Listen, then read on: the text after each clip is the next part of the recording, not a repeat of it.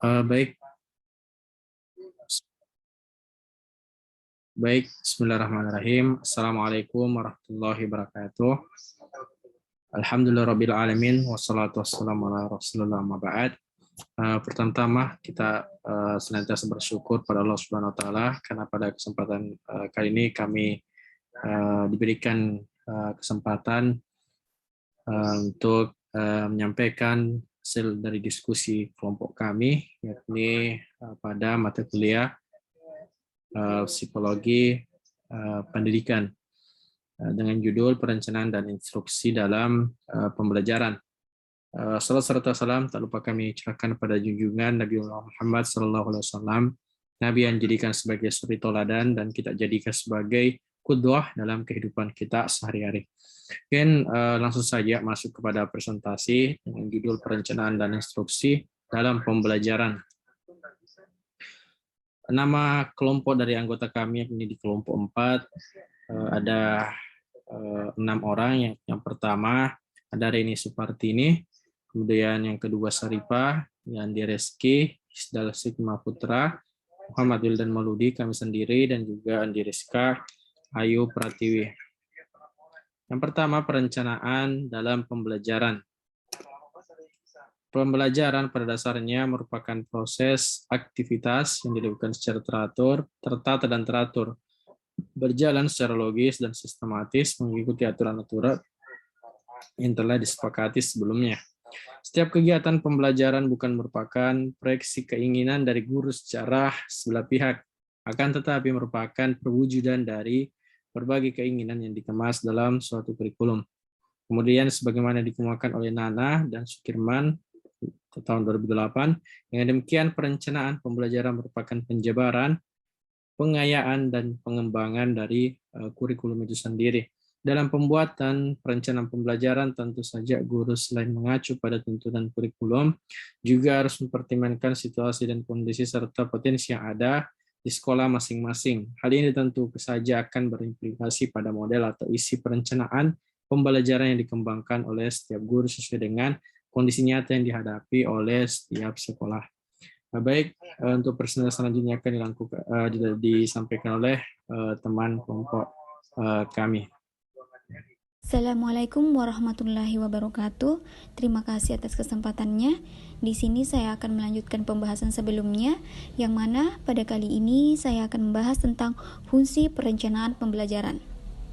Terdapat beberapa fungsi yang dikemukakan oleh Umar Hamalik bahwa pada garis besarnya perencanaan pembelajaran berfungsi sebagai berikut.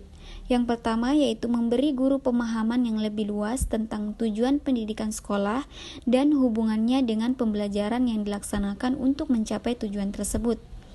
Kemudian yang kedua yaitu membantu guru memperjelas pemikiran tentang sumbangan pengajarannya terhadap pencapaian tujuan pendidikan. Kemudian yang ketiga yaitu mengurangi kegiatan yang bersifat trial dan error dalam mengajar dengan adanya organisasi kurikuler yang baik, metode yang tepat, dan hemat waktu. Kemudian fungsi selanjutnya yaitu murid-murid akan menghormati guru yang dengan sungguh-sungguh mempersiapkan diri untuk mengajar sesuai dengan harapan-harapan mereka. Kemudian memberikan kesempatan bagi guru-guru untuk memajukan pribadinya dan berkembangan profesionalnya. Selanjutnya yaitu membantu guru memiliki perasaan percaya diri pada diri sendiri dan jaminan atas diri sendiri. Kemudian yang terakhir sebagai acuan untuk melaksanakan proses belajar mengajar di kelas agar dapat berjalan lebih efektif dan efisien. Sementara itu juga ada yang menjabarkan kegunaan atau fungsi perencanaan pembelajaran sebagai berikut. Yaitu yang pertama adalah fungsi kreatif, yang mana pembelajaran dengan menggunakan perencanaan yang matang akan memberikan umpan balik yang dapat menggambarkan berbagai kelemahan yang ada sehingga akan dapat meningkatkan dan memperbaiki program. Kemudian fungsi inovatif, yaitu suatu inovasi pasti akan muncul jika direncanakan karena adanya kelemahan dan kesenjangan antara harapan dan kenyataan. Kemudian fungsi selektif, di dalamnya yaitu melalui proses perencanaan akan dapat diseleksi strategi mana yang akan dianggap lebih efektif dan efisien untuk dikembangkan. Nah, fungsi komunikatif maksudnya di sini yaitu suatu perencanaan yang memadai harus dapat menjelaskan kepada setiap orang yang terlibat, baik guru, siswa, kepala sekolah, bahkan pihak eksternal seperti orang tua dan masyarakat. Kemudian fungsi prediktif, yang mana fungsi ini perencanaan yang disusun secara benar dan akurat dapat menggambarkan apa yang akan terjadi setelah dilakukan suatu tindakan sesuai dengan program yang telah disusun. Nah, melalui fungsi prediktifnya, perencanaan dapat menggambarkan berbagai kesulitan yang akan terjadi dan menggambarkan hasil yang akan diperoleh. Kemudian fungsi akurasi. Fungsi ini, melalui proses perencanaan yang matang, guru dapat mengukur setiap waktu yang diperlukan untuk menyampaikan bahwa pelajaran tertentu dapat menghitung jam pelajaran efektif. Kemudian, fungsi pencapaian tujuan. Nah, mengajar bukanlah sekedar menyampaikan materi, tetapi juga membentuk manusia yang utuh, yang tidak hanya berkembang dalam aspek intelektualnya saja, tetapi juga dalam sikap dan keterampilan. Kemudian yang terakhir yaitu fungsi kontrol dan evaluatif. Mengontrol keberhasilan siswa dalam mencapai tujuan merupakan bagian yang tidak dapat dipisahkan dalam suatu proses pembelajaran. Melalui perencanaan akan dapat ditentukan sejauh mana materi pelajaran telah dapat diserap oleh siswa dan dipahami.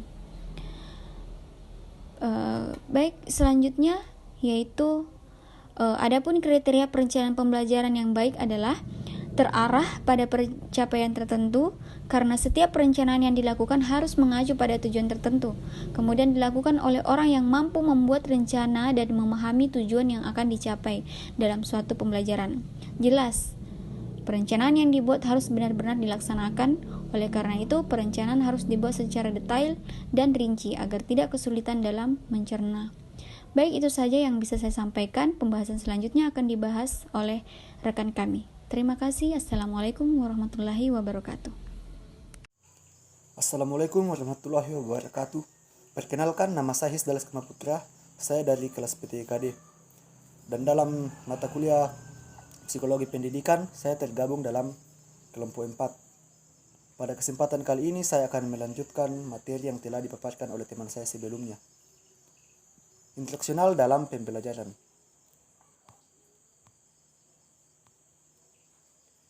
Perencanaan adalah aspek penting untuk menjadi guru kompeten atau Parkay dan Mas 2000. Perencanaan instruksional adalah pengembangan atau penyusunan strategi sistematik dan tertata untuk merencanakan pelajaran. Guru sering menentukan seperti apa dan bagaimana mereka mengajar. Banyak kepala sekolah dan pengawasan sekolah meminta guru untuk menulis rencana tertulis. Dalam beberapa kasus, Anda mungkin diminta untuk menyerahkan rencana pelajaran Anda seminggu sebelum Anda mengajar. Pengertian instruksional. Kerangka waktu. Menyusun rencana waktu sistematis membutuhkan pengetahuan tentang apa-apa yang perlu dilakukan dan kapan melakukannya, atau perlu fokus pada tugas dan waktu. Berikut ini salah satu contoh rencana dan tugas, atau Doklas dan Doklas pada tahun 1993. Apa yang perlu dilakukan? Yang pertama, menentukan tujuan instruksional. Yang kedua, merencanakan kegiatan atau apa yang harus saya lakukan untuk mencapai tujuan. Yang ketiga, menentukan prioritas atau tugas mana yang lebih penting. Yang keempat, waktu melakukannya. Yang kelima, membuat estimasi waktu atau berapa lama waktu yang dibutuhkan setiap kegiatan. Yang selanjutnya, membuat jadwal atau kapan kegiatan akan dilakukan. Dan yang terakhir fleksibel atau bagaimana saya akan menangani situasi yang tak terduga. Jadi sekian materi dari saya, kurang dan lebihnya mohon dimaafkan. Terima kasih. Bismillahirrahmanirrahim. Perkenalkan, saya Saripah. Di sini saya akan menjelaskan mengenai perencanaan dan instruksi pelajaran teacher center. Baik, ada 3 alat umum di sekolah yang berguna dalam perencanaan teacher center, yakni sasaran behavioral, menganalisis tugas, dan taksonomi instruksional. Yang pertama yaitu sasaran behavioral, merupakan pernyataan yang menyatakan perubahan dalam perilaku murid untuk mencapai tujuan kinerja yang diharapkan. Yang kedua yaitu analisis tugas, adalah memecah tugas yang kompleks yang dipelajari murid menjadi komponen-komponen. Kemudian yang ketiga yaitu taksonomi instruksional, yakni mengklasifikasikan sasaran pendidikan menjadi 3 domain, yaitu kognitif, afektif, dan psikomotor. Selanjutnya yaitu instruksi langsung. Nah, instruksi langsung adalah pendekatan teacher-centered yang terstruktur yang dicirikan oleh arahan dan kontrol guru. Ekspektasi guru yang tinggi atas kemajuan murid, memaksimalkan waktu yang dihabiskan murid untuk tugas-tugas akademik dan usaha oleh guru untuk meminimalkan pengaruh negatif terhadap murid. Kemudian, tujuan penting dari instruksi langsung adalah memaksimalkan waktu belajar murid. Waktu yang dipakai murid pada tugas-tugas akademik di kelas dinamakan dengan waktu pembelajaran akademik. Pembelajaran membutuhkan waktu, maka semakin banyak waktu pembelajaran murid, maka semakin besar pula kemungkinan mereka mempelajari materi dan meraih standar tinggi. Nah, berikut ini strategi dalam perencanaan instruksional teacher-centered, yaitu mengorientasikan, advanced organizer, pengajaran, penjelasan dan demonstrasi, pertanyaan dan diskusi, mastery learning atau pembelajaran penguasaan materi, sheet work, dan pekerjaan rumah. Baik, demikian penjelasan saya. Selanjutnya akan dilanjutkan oleh rekan kelompok kami. Terima kasih. Assalamualaikum warahmatullahi wabarakatuh.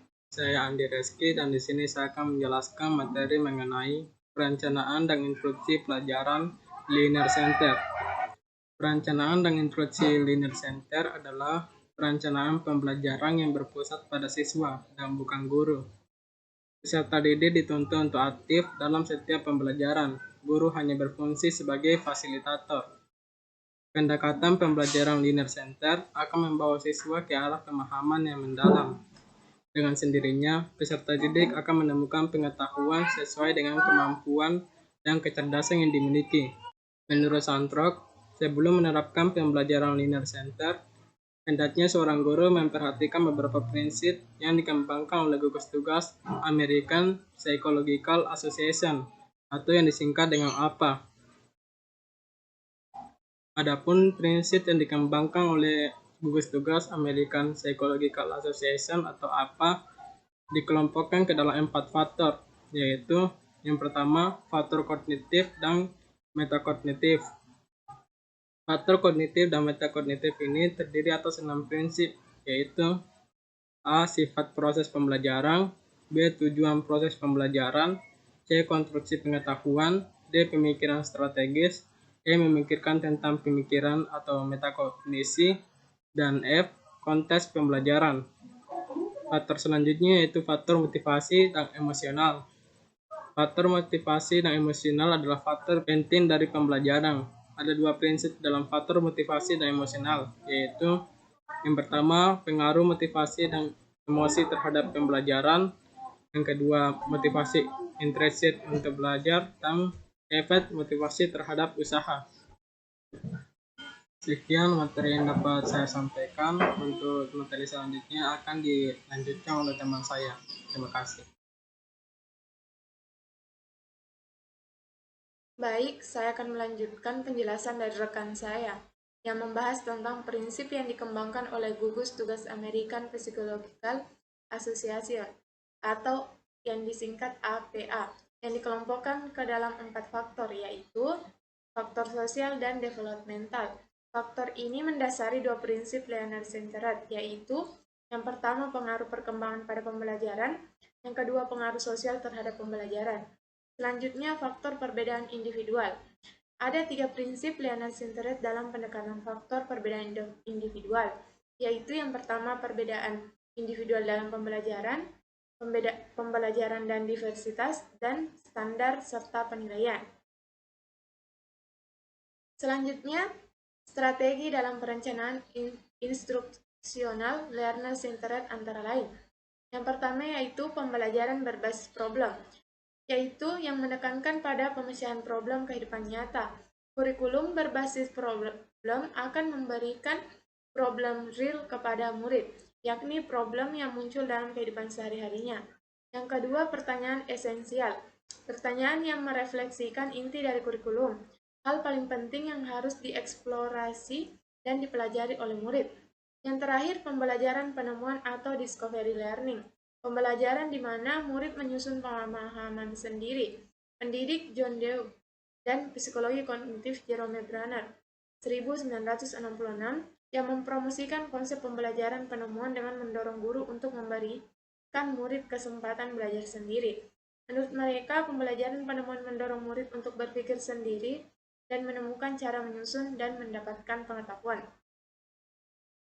Selanjutnya, saya kembalikan ke moderator.